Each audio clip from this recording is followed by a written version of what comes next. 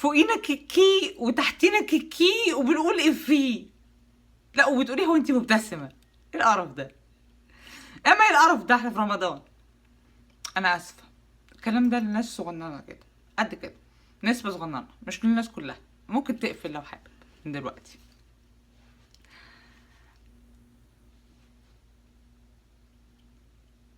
بتجيب وقت منين انك تدعبس في حياه غيرك قوي كده؟ ده حتى اللي بيشتغلوا، خدت بالي يعني، وعندهم حياتهم واهاليهم ومش عارف ايه، برضه الى حد ما بيدعبسوا برضه. غيري عمل حاجه، بص بقى رد فعل الناس على غيري بقى ايه. Why is that even important? Why does it matter to you?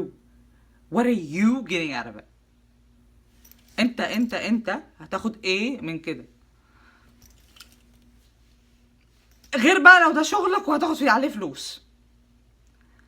هنا اللي بيعملوا كده الانتليجنس اللي تعمل كده، اللي بتقعد تضيع عمرها يا عيني وشبابها ومخها في ان هي تراقب الناس، تراقبنا، وتقرا احنا بنقول ايه، وتحلل الكلام اللي بنقوله، وتدور على الرموز وتترجمها عشان تتاكد ان احنا peaceful citizens. الكلام ده كله بياخدوا فلوس على كده. لو ما بياخدوش فلوس وفلوس كويسه كمان على كده ولا هيعملوها.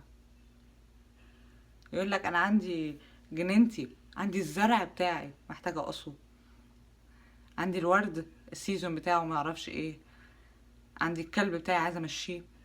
وانا بمشيه ببقى ماسكه كيس كده عشان خاطر لما يبقى فيه كده كيكي بيشيلها، ما يسيبهاش في الشارع كده للناس. م? عندي مراتي عايزه اقعد معاها احبها شويه، اتفرج معاها على حاجه، تحكي لي على يومها واحكي لها على يومي، اخدها في حضني اطبطب عليها، الموده والرحمه. م?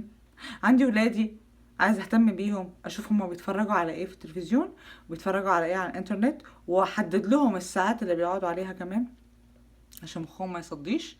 ها، وادخلهم بعد المدرسه، ادخلهم في رياضه مش عارفه ايه وكريكولمز ايه وبتاع وكوميونتي سيرفيس عشان اعلم العيال ان هم يخدموا الكوميونتي بتاعتهم، الحي بتاعهم. عندي نفسي محتاج ان انا اعمل جرومينج، انضف ضوافري وشعري ودقني وكده واتمرن. اللهم انا هنا.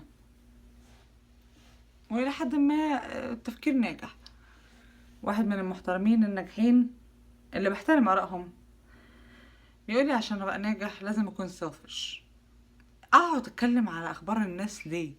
سيبك من الغيبه والنميمه، ده هيضيع لي وقتي ومجهودي وعمري.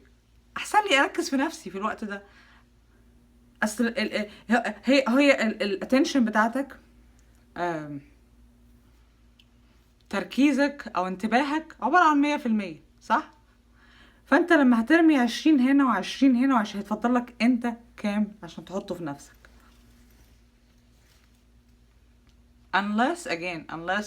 If that's your job، لو ده اكل عيشك. لكن لو مش اكل عيشك وبتعمل كده، بتضيع يومك على حاجات شبه كده، ولا وبتدي نفسك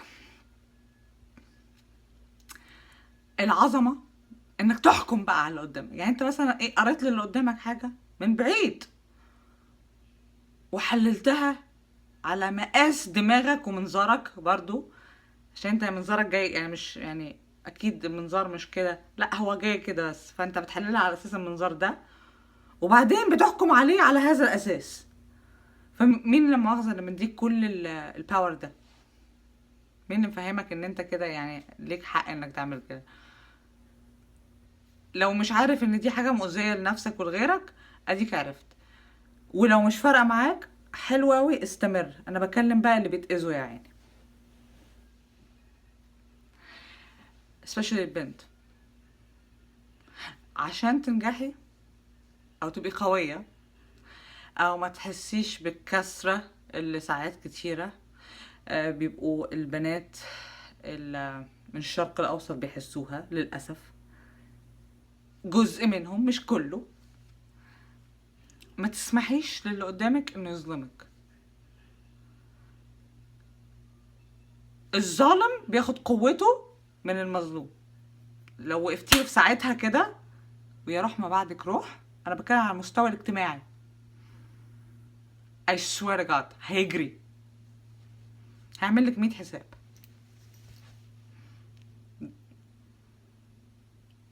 لو انت في صحابك ولا في شلتك ولا في شغلك ولا في ايا كان بقى الحاجه اللي ليها اهميه يعني. عشان في وانت هتبقي ماشيه في الشارع هيبقى في حاجات هتهوهو كتير، فمش كل حاجه بتهوهو هتجري لها، بس بتكلم على الحاجه اللي تخصك، اللي هي فيها الحياه اللي انت محاطه بيها، الخمسه دول والخمسه دول والخمسه دول. وكل حد ليه اسلوب معامله. الزوج بمنتهى الاحترام ليه اسلوب معامله، بس مش هتظلمني. والاب نفس الشيء، هشوف ابويا انا علاقتي بيه عامله ازاي، بس لو حسيت ان هو في يوم من الايام كده I'm gonna talk to him بمنتهى الادب والاحترام، ويبقى ابويا فوق راسي، بس وهنتكلم. عشان انا كروح كانسان ليه حقوق، انا انسان حر. انك تسيبي المجتمع او الناس او الاحباب او الاقارب يشكلوا حياتك، يبقى انت انسانه مش حره، وهتتكبتي، والكبت ده هيولد انفجار بعد كده، ودي الحاجه اللي بكرهها. That's why الحمد لله انا دايما في جود مود كده، دايما بوزيتيف، دايما كذا، لاني بمنع نفسي اني اوصل لمرحله الكبت، وبدي الاهميه للي ودني هتستمع له، اللي هم بابا وماما واخواتي.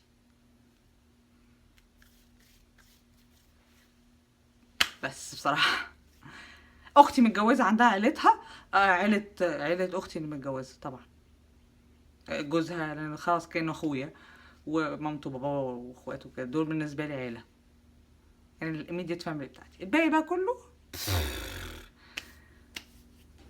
يجي بأدب باحترام احطه على راسي، هيخش بنفاق، بتطبيل، بحقد، بغيرة، بقلة أدب، بنصائح من غير ميعاد. I don't even listen and I stop them and I tell them hey, know your limits, don't cross your lines. Okay, try to apply that بأدب وبهدوء. وطول ما انت اكيد في الاول وفي الاخر، طول ما انت نيتك مخلصة وكويسة لنفسك ولربنا، اتكل على الله وما يهمكش من حد. وحب نفسك في الاول وفي الاخر. الاول تحب نفسك وتهتم بنفسك وتحترم نفسك enough عشان تعرف تعمل اي حاجة لغيرك. في priorities او اولويات في الحياة، اللي هو انا الاولويات وبعدين اللي حواليا. الام لو ما خدتش بالها من نفسها، اللي بترضع وما كانتش كويس ومش عارفه ايه، عمرها ما تعرف تاخد بالها من نونو. لازم تاخدي بالك من نفسك عشان تاخدي بالك من نونو. اوكي، سلام.